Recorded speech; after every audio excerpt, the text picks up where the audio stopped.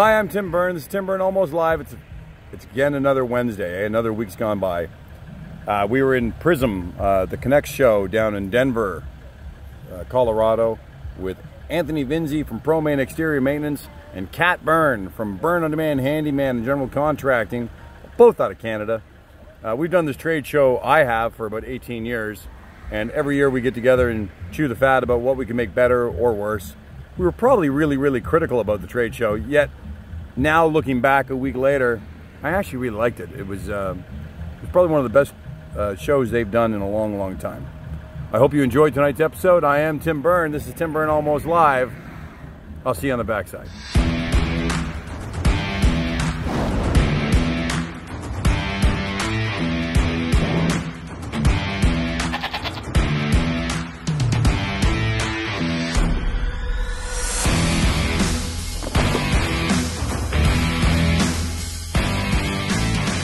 Let's go back to that conversation. You gotta like recap it all, put it back in. I'm Tim Byrne. This is Tim Byrne Almost Live. I'm like a fish. We're at Connex, the Connect Trade Show, which is AKA Prism. It's like the artist, formerly known as Prison. As Prism, not Prison. And we're in Denver, Colorado, and it's 2019. It's the end of April.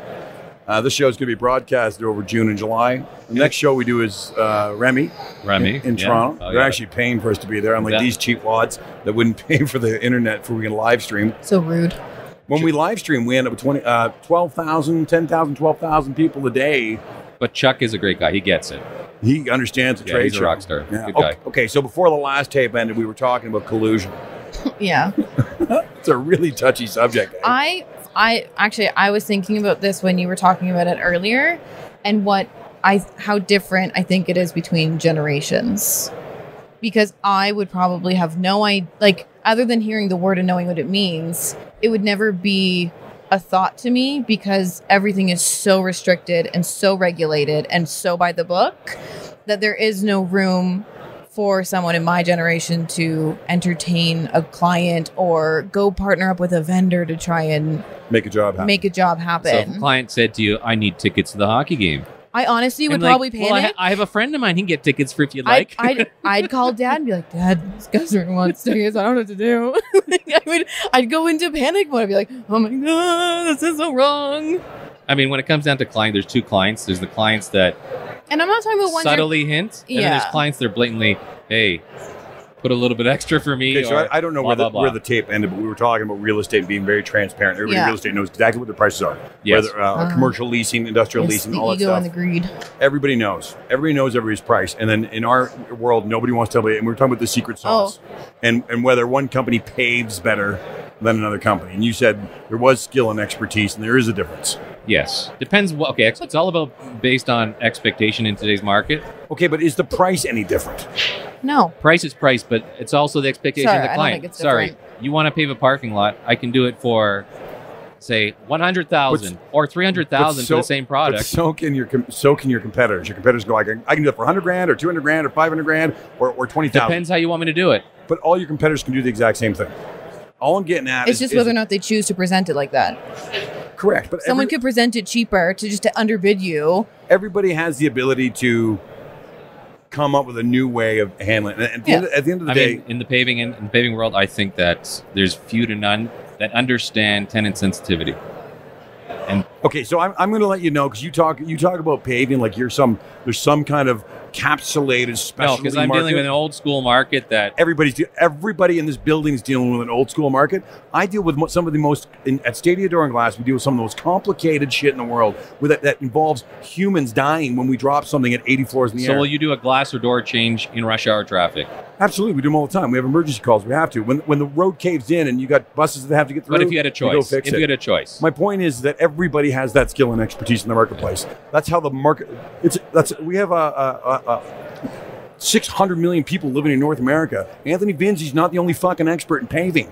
You're right. And Tim Byrne's not the only expert in fucking glass. Again, ego. Yeah, your ego's massive. Don't think you're so special. My head just went down. Sorry, so saying that, assuming there's other guys out there with skill and expertise, which there is, because you're not doing 40 trillion a year in paving. No. So there's a lot of other paving being done without Anthony Only Vinzi. 30. So in that case, so you go, okay, so everybody shops from the same kitchen. I can literally Google anything and ask for the price for it. Yes. And get the price. So everybody knows the price. Wayfair. Little. I can go online and go, how much per square foot for asphalt? And it's going to give me a chart. Oh, yeah. Yeah. Which is a standard budgetary number. What's the budgetary number? So there should be a budgetary number that's transparent from the get-go. But all that stuff, so our customers, and we all do this cloak and dagger, you know, the sealed tender, and you're like, who gives a shit? I could Google the prices. But it does change in Canada, depending where you are. It does change in the U.S. depending on where you are. Yeah. New Mexico's a lot cheaper to work in. There's no frost. Go up to New York State, and it's brutal. Oh, yeah. No, it's, East Coast compared to Vancouver, Toronto. Again, you think Canadians are all special dog shit. We're no different than anybody else on this planet. Yeah. We're no different, and everything's transparent. Why is one restaurant more successful than the other? Because they're all buying the groceries from the same grocery store. They all bought the steak from the same steak. They all bought the stove from the same stove appliance One store. just has better service. Material and product is product. Why does one restaurant do better than the other if they're all buying the groceries, the spices, everything from It's the the same place? customer service. Listen, all the pricing and everything can be transparent, and the customer can pick who they want. If So they you're telling me Vinzi does the same kind of work as everybody else does on the planet, he just has better customer service. But he doesn't want to actually say that. Again, point, ego, and greed. My head is getting very big right now. No, but right? You're right. Inevitably, it's the same thing. You're welcome. I am so smart. I'm going to say yes, Mom. Well, no. Yes, honey. But at the end of the Just to stop the fight. Yes, dear. Yes, dear. So Yes, dear. at the end of because I'm trying to make some delineation here and go, so A, why are we so secretive about our pricing? And why do we think we have some special sauce when the real only difference between Anthony Vinzi and the nice guys, you care.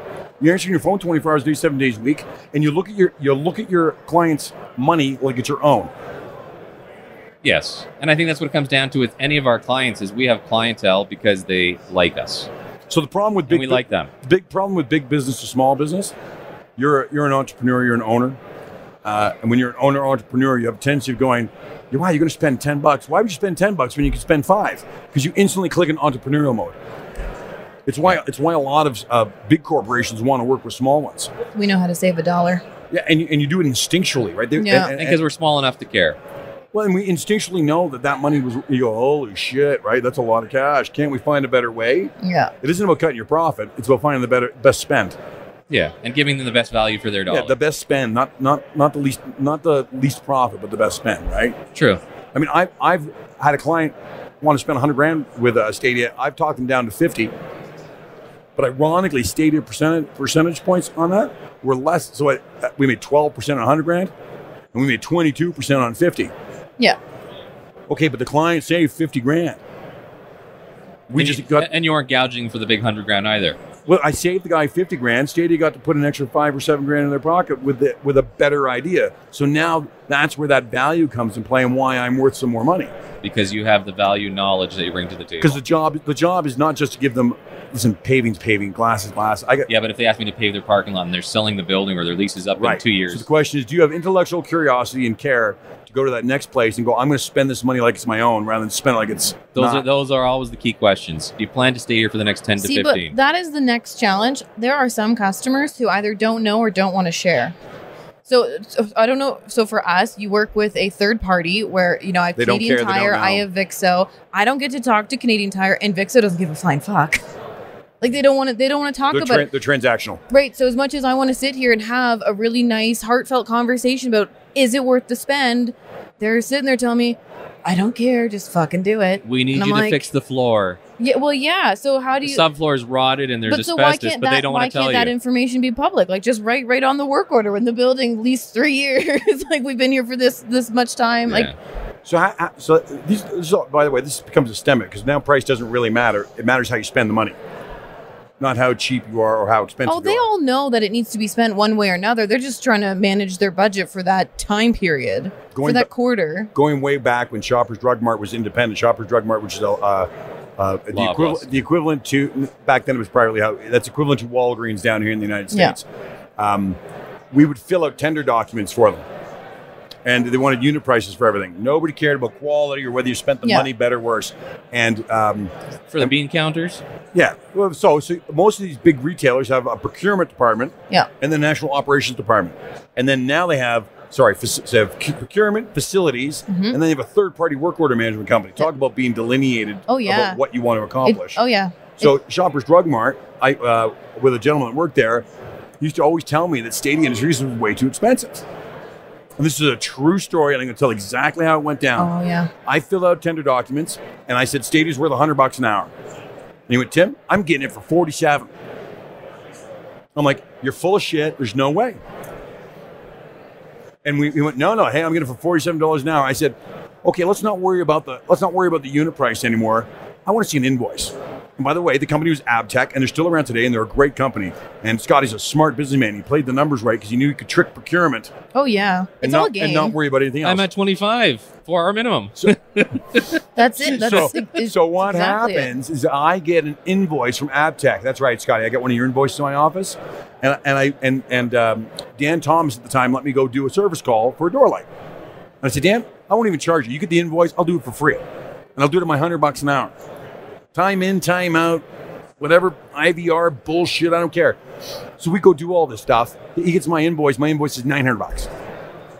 You get Abtech's, it's $1,360. But Abtech is $47.25 an hour. And Stadia's 10 hours. Stadia's $99. I'm like, okay, so where's the disconnect between the execution and the procurement? Because somebody's tricking somebody. Because one person wants to see it one way, the other person wants to see it another way, and you just got to know when to fill it out for who so that the bottom line matches their budget and both parties are happy. All right, so now we go back to you're just playing a blind game. It's the blind leading the blind instead of just being upfront and saying, listen, this is my budget. Here's my dollar value. I don't care how you bill it. This is what I need to do the job. Yeah. Period. Yeah. I don't care how you bill it. Yeah, just get it done. I don't care if you put 1,000 guys there for 1 day or one guy there for 1,000 days. And I think just get it done. They have the formula already in their mind. Oh, they know. As long as it falls within that. This is like when Mike Wickington comes to me and goes, I want to buy a new truck for Stadia. And I go, well, how much? Mike Wickington looks at me and goes, you're an idiot. We buy 6 new trucks a year. You know they're $25,000. You know what I mean? Yeah. So when you go to a guy at Loblaws, or you go to a Walgreens, and he goes, how much to install how much to patch a 2x2 hole? You got to look at him and go, how long have you been here for? Yeah. I had this conversation with a guy in Toronto who called, 30 years with the company, called me up and said, I need to come down and price a window. And I said, Angus, his name's Angus. I said, Angus, how long have you been there for? Because I knew you'd been there a long time. He proudly told me he'd been there 32 years. I went, Angus, I said, they need to fucking fire you. You're an idiot. He goes, pardon me? If you don't know how much that fucking glass is now, you'll never know. Yeah. And he broke out in laughter and he said, it's $5,300. I went, okay. I said, do you want me to beat the competitor or do you want me to be higher than them because you like them? He goes, what do you mean? Well, if you knew it was $5,300 off the top of your head. You have a price. And you've been changing windows for the last 25 years in your building.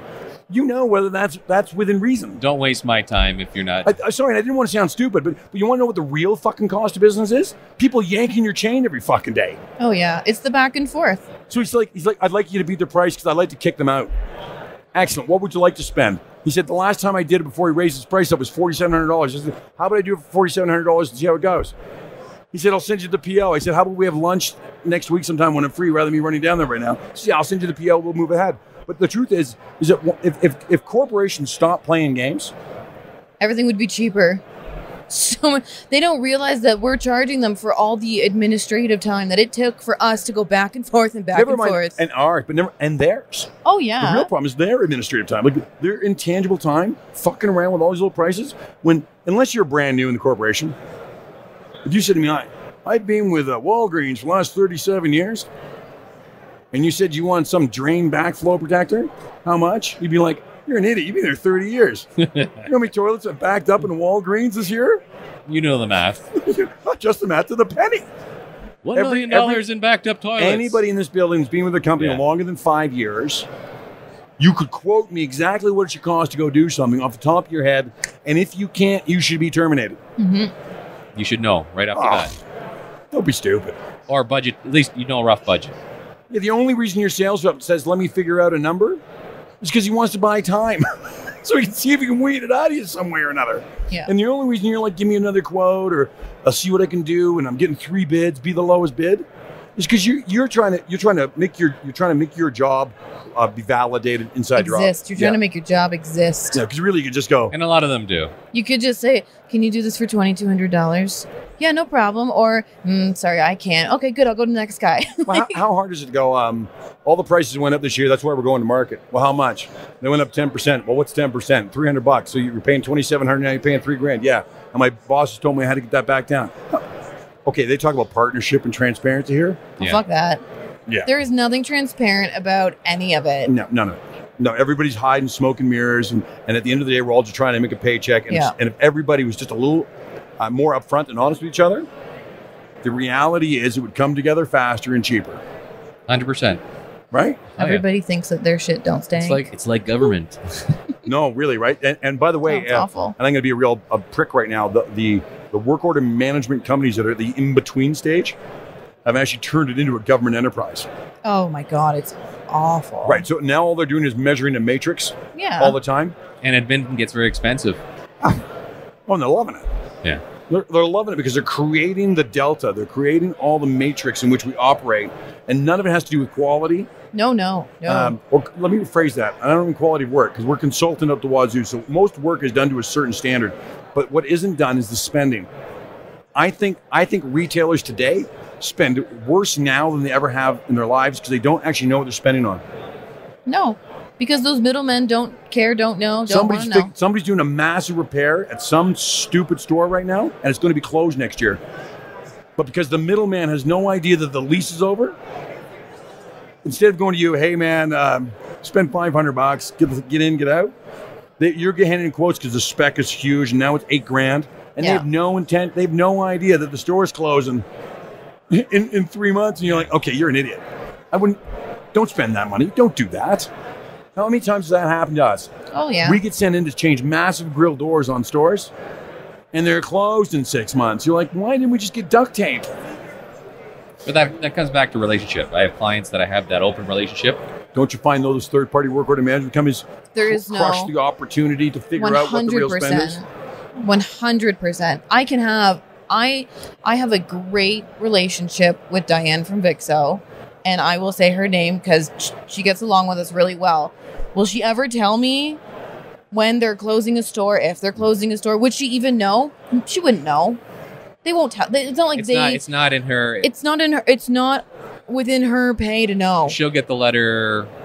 But you almost want to go turn to all of us, turn to our clients, get a store list, and say, I want a store list.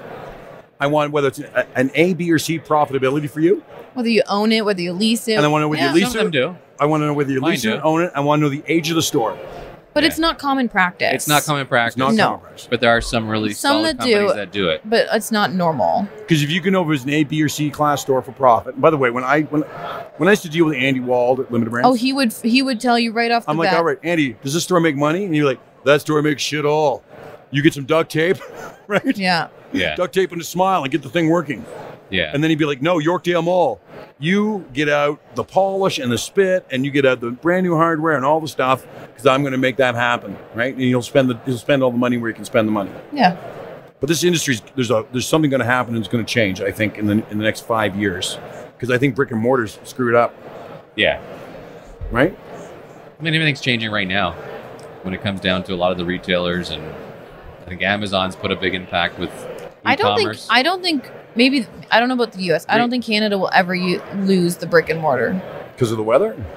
Because of the weather. And so even in Alberta, you could go from point A to point B with nothing in between for an hour, and they'll just have one mall. And that mall is the safe haven from everyone over here and everyone over there, and that's where they hang out. Like the malls in Canada. Center. Yeah, the malls in Canada are a lot different because people go there to actually to spend time on a weekend. Or when it's raining in Toronto, you go to the Eaton Centre and walk around and grab a coffee. It's a place of gathering. Yeah, not just shopping. Yeah, but you end up shopping while you're there. I think the stores need to rebrand and redo how they handle the inside of their stores, but I don't think they'll ever be gone. I'm waiting for the time in the next 5 years where the developers, the asset managers, the developers of retail centers.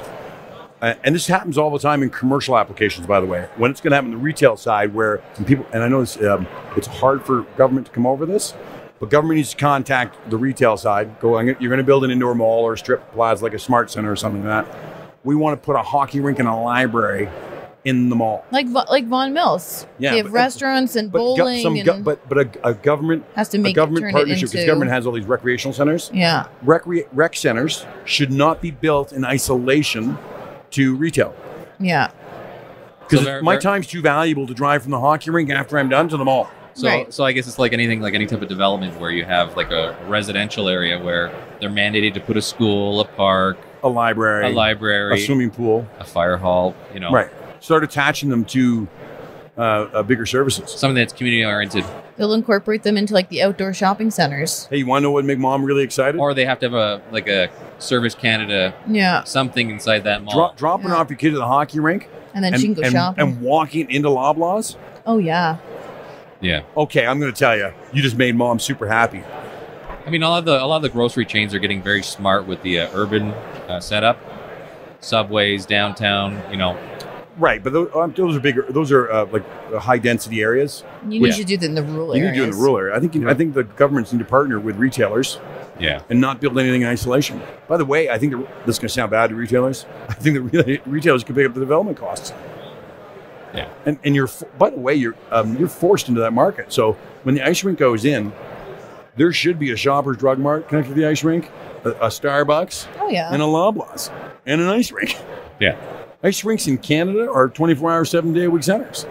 And mom doesn't have time to drive everywhere. You want to really save retail? You connect them with other social services. Oh, yeah. Right? You don't do them in independence of each other.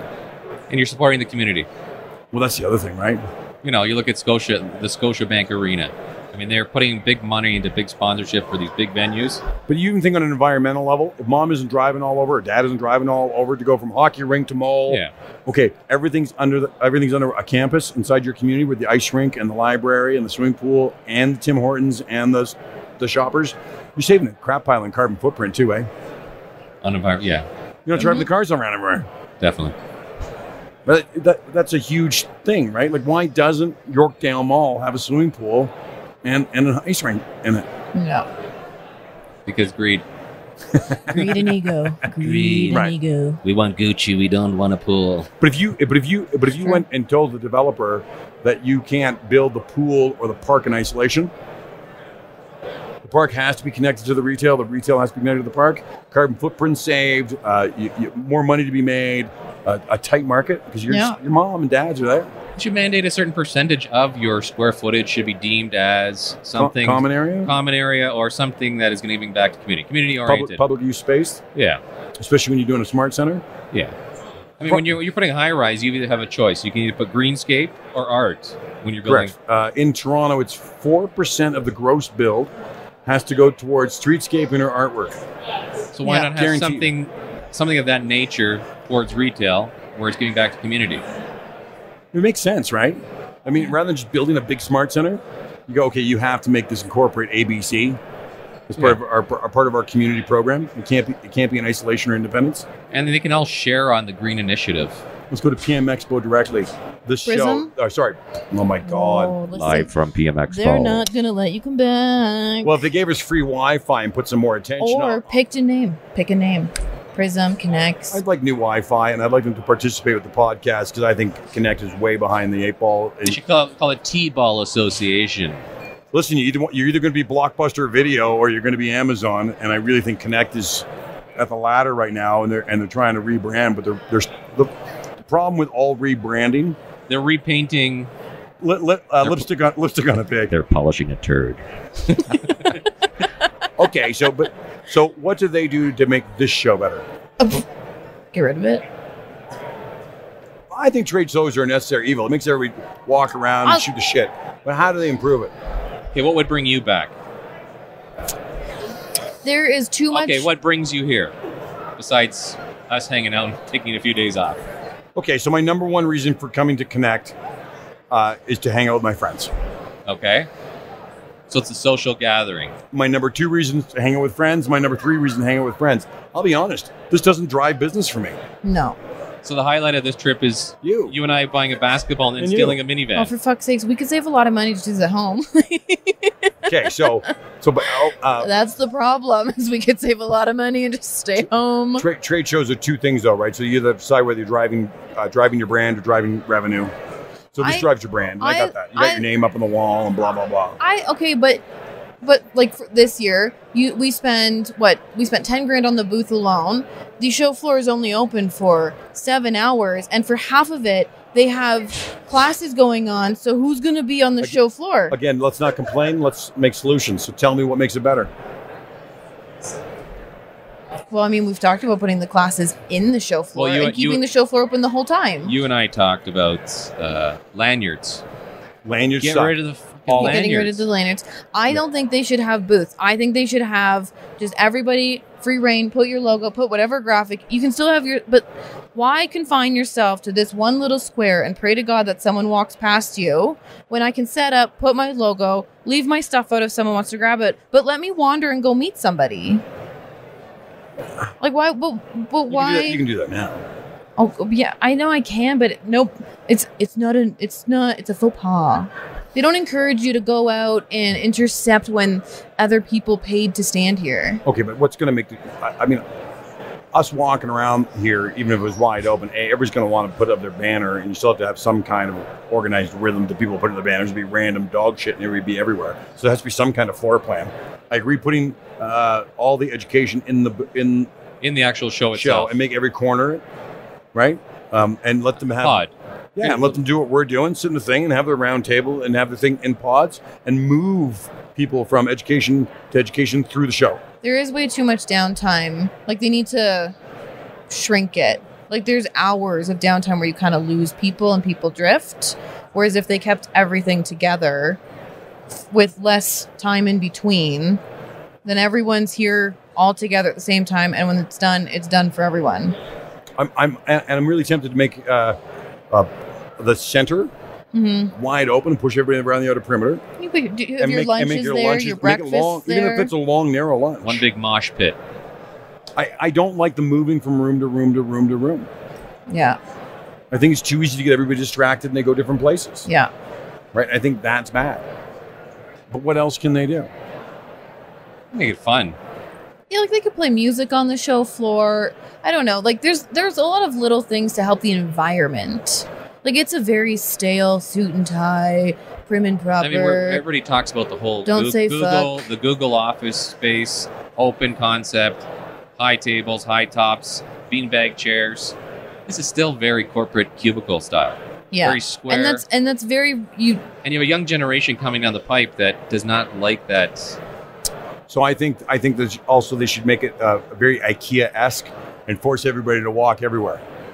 Yeah, a little bit more of Mazy. Yeah, not just a So you're put in a position that you're getting some value out of your space because you're going to know that X amount of traffic will circle by.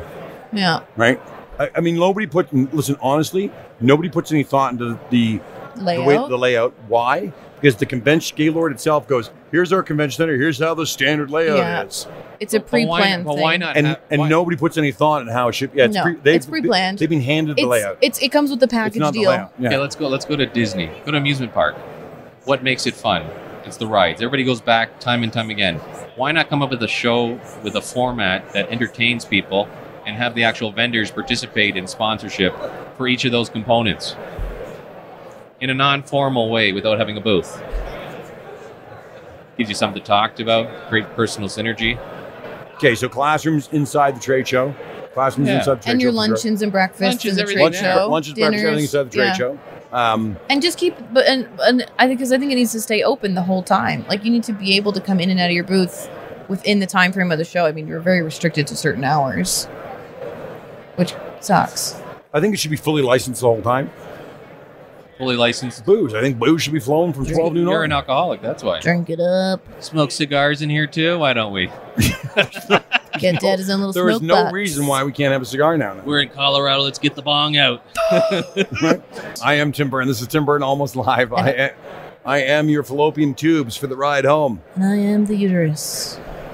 I thought you were a douchebag. You need to stick your head above the foxhole if you're going to become a hero. And what you need to do is take a risk so that you can become successful. Listen, the only people that drink champagne are the people that take risks. True. Right? And so when you're never willing to, you just can't succeed unless you're willing to fail. If that makes sense.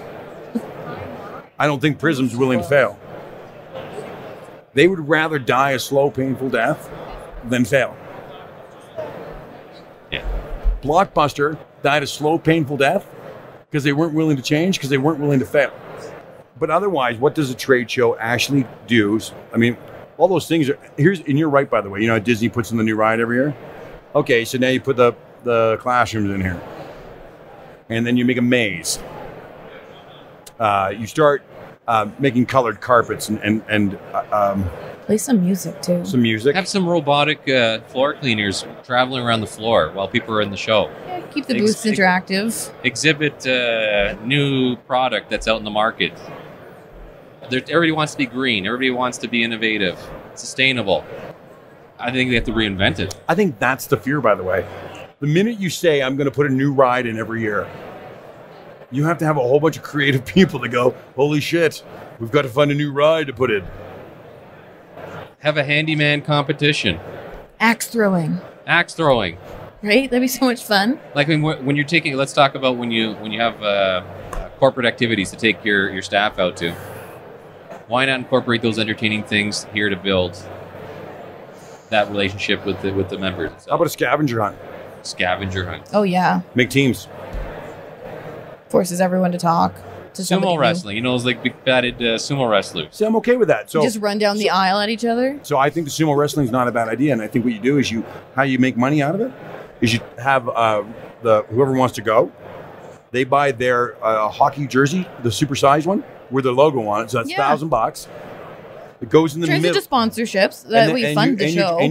You make a round robin, and you drive a charity around it. Use the Prism charity, and everybody throws bets. Yeah. Yeah. That'd be so much fun. But I think the real risk is that you have to actually reinvent the wheel every year, and I think it terrifies the shit out of everybody. You also have to break out of the social corporate norms. You have to, And that's what it is. You have to break away from the suit and tie and the pencil skirt, and be able to be a bit creative and have fun. And you have to be able to have fun at work. Fun and tasteful. Yeah. As long as it's tasteful. That's hard. Yeah. Well, somebody's always going to get offended. You can't please everyone. We had the problem with the goat. You know, we had 2 or 3 complaints at the last show about the goat, and next thing you know, the goat wasn't allowed. If somebody's always going to be offended, so I don't know if you have to worry. I don't know if you can define tasteful, and I don't think you ever will. Yeah. And so again, it goes back to risk and reinventing the wheel, and who wants to take the risk on for the sumo wrestling and have it flop?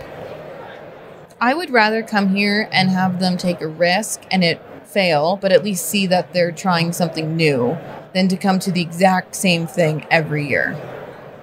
Well, and here's the other thing that they know is that you're not competing for us to come to the show. You're competing for us to come to any show. Yeah. So everybody's, don't wear your thing like that. It makes you look silly.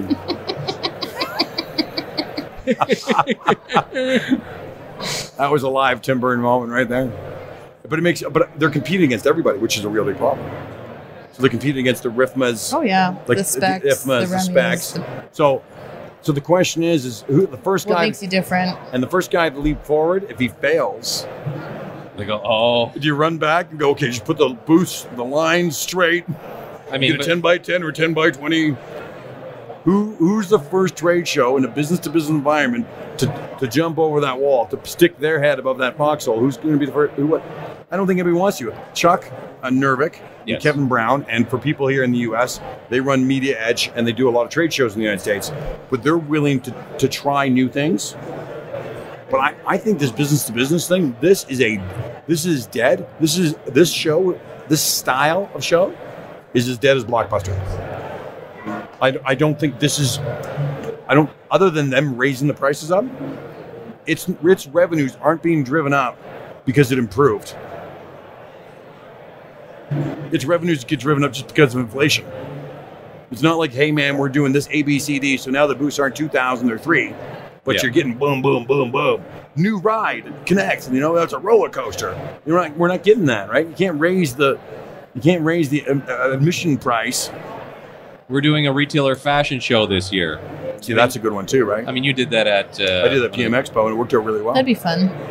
Yeah, and you had the retailers do the changes. You made it professional, right? Music, all of it. Right? I think that's a great one too. Cut your hair for charity. You did that one there too. Yeah, I made $25,000 for Sick Kids Hospital. We can shave Alex's head bald. Yeah. But I think they're having real challenges, and I don't think they're willing to admit it. Actually, I think all the trade shows are. I think this is the trade show is... it's not just PM Expo or Connex or whatever it is that's having... Yeah, it's everybody. That's stagnant and stuck.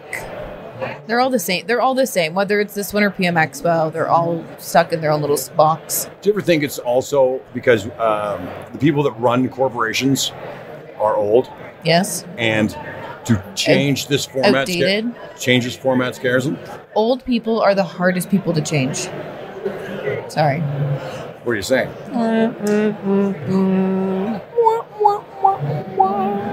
Okay, so your generation, Kat, coming to these shows. Yeah. Okay, I am like an old person. But they're boring. They're boring. I hate coming here. So what would make it more exciting for you to come? I mean, everything that we just talked about. I don't want to come here and walk past a bunch of people who are fake smiling at me all day or get stuck in this little box and pray that someone comes by. What's up with that clear box outside? Oh, that's the retailer lounge. That's disturbing. Retailers only. That is way to segregate the group. Right. Okay. So I'm going to tell you that it's like going to a zoo. That is like having a leopard's peanuts. box, right? They're sharing flatulence. Throw peanuts over the top like you're at a zoo. What retailer wants to hang out in a glass box and be stared at? And stared at. Fishbowl. Monkeys, man. That's all they are. They're hanging out there. They're monkeys. That's awful. That's the worst thing I've ever seen in my life. I wouldn't go in there to save my life. No. I'd get rid of my lanyard. I get that you want to be left alone. I like the getting rid of lanyard because completely. Quite honestly, there's not enough. I don't think there's enough Canadian retailers here for me to sit and go through all of them and actually come back with business. But I do just as well meeting the CBREs and the Vixos, the other people who have a booth. I don't really care who you are because if you make a relationship, there's going to be something there anyway, and I'd rather know people. I hate when people stare down at my tag and treat me like a second-class citizen. Oh, you're not a retailer. They don't want to talk to you. But let's face it. I mean, on a Canadian basis, you don't need a lanyard color or a name of a company on there to know who's who. No, I said sorry to somebody else when they called me out. If I come to the show as a retailer and I'm looking for an HVAC guy, who should I go to? I can go to this company or go to that company. We'll talk to Daniel from Carmichael. Talk to somebody. Right. Word of mouth is better. Reference is better than, somebody giving their whole shtick and dog and pony show of trying to sell their company what they do. So no more lanyards. No more lanyards. Reference. Word of mouth. Sure. If you need Actually, the only thing I would like to know... And that's what Prism should be here for. Go to a prison rep and say, I need to find somebody in Canada as this. Who could I talk to? Automatically, I'll get an email saying that so-and-so would like to meet you at the show and to discuss what you do. The only thing that I would like to know from everybody that's in here, what I'd like to be able to visually see, is how many years they've come. Yeah. I want to see the newbies so I can walk up to go, hey, okay, you're brand new? Yeah. And I want to be able to walk because those newbies are terrified. They are terrified to approach anyone. And you know what? I've seen your dad from day one when I came. He's that guy that basically brings the new person into the group because it's the worst thing to feel isolated. Awful. It's the worst, and you can't tell who's new and who's not. And I mean, Kat and I met a woman last year. Right away, became I saw her this year. My hands have gone blue. Your jeans. New jeans. Oh. Cheap. That's cheap shit Those right there. Those are cheap shit jeans. Cheap shit jeans. Those weren't cheap jeans either. Oh, you got ripped off. Thank you, first. Yeah, thanks, 4 Men United, you assholes. 4 Men United. I didn't even get a fucking discount. You want to come back on the show? Oh, fuck you. It's really aggressive. Okay, so no lanyards, and I think they should tell you who's. So, 2 things: retailers hate being called out, and new people are terrified. Yeah. So I think you should have whether you're new, 5-year, 10-year, 15-year, 20-year. And forget the retailing. But why not have people? Because you got to have some kind of badge. Because I really like having the name. I got that. I want name. But if you could just put a year, forget about lanyard color, right? You can have the company name there. I'm okay with it. But why not volunteer I don't yourself want- to I don't have a want tag names. along? You have somebody new that comes along. Well, I'm going to represent myself as a tag along. They did that, and it didn't work. No. You know why it didn't work? Nobody wanted to expose themselves as new. It's So- terrified. It is terrifying. But you Walking can into smell a them. wolf's I mean, den. we met that woman that does a restoration. Right. You could smell she was new. Totally. She came to dinner with us last night. Yeah. But I think that they always talk about how that mentor, that be a friend to Prism, so that, hey, take an old person and let him go with a young person. Listen, I think you just tell everybody. Ron did that with you, Ron Rao. I threw myself at Ron's feet. It's really hard to get rid of Dad. I did. You're a I've bit of been a leech. trying for years. He's a bit of a leech. 17 years ago, I threw myself at Ron Rao's feet, and from that point on, But he has a good heart and he saw it. And oh no, he treated me like an asshole. No, all right. So Don't try and talk up Ron now. Come on. no. Yeah, you hey, I didn't know him years ago. He's a nice guy. Clean your nose. Yeah, because there's shit all over it from wedging up Ron's ass. That's what that was.